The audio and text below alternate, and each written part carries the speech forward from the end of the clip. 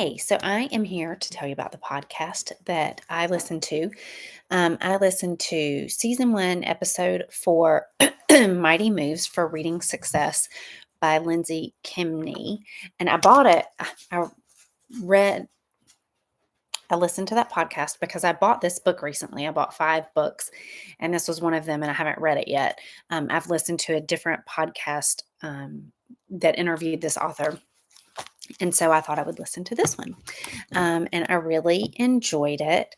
In the podcast, they talked about phonemic awareness and the importance of teaching phonemic awareness and having sound and spelling walls. And I thought it was interesting that they talked about using sound walls even during phonemic awareness, because I have discouraged teachers from doing that because I thought the phonemic awareness needed to be just based on the sound. So I'm going to have to do a little more research into that. She also talked about the importance of, when teaching phonics explicitly and systematically, to use gradual release with the I do, we do, you do model to help scaffold things for students.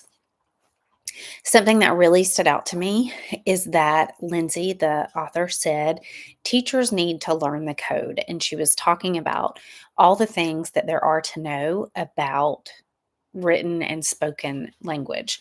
I feel like as time goes on, teachers are becoming more and more knowledgeable. And the teachers at my school who have been to the Orton Gillingham training, I feel like just have such a good understanding of language and the way that sounds come together to make words and why. And I do think that's a really important piece of understanding the code to teach students.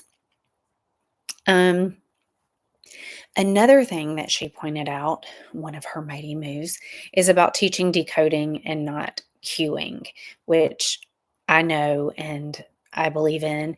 And I also used to teach cueing because that's what I thought was right. But I know better now. And so I help coach teachers to help them know that they need to work on decoding. However, she also talks about using decodable and not predictable text and not using leveled books. Well, we just got 2 possible curriculum adoption programs for next year that our teachers are vetting right now.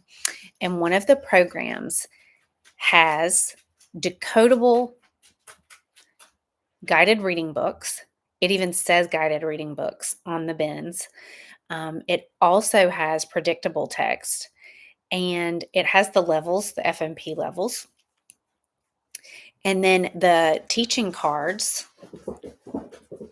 also promote cueing. It will say, look at the illustration to help check your understanding of the word. Does it match? And as soon as I saw that, I was just like, this is terrible. This is terrible. So it's really disappointing that that is one of the options for next year. And I think it's going to be difficult if we do choose that to help teachers understand that even though that's what we have, that they should not be using it in that way. So I enjoyed the podcast. I recommend it.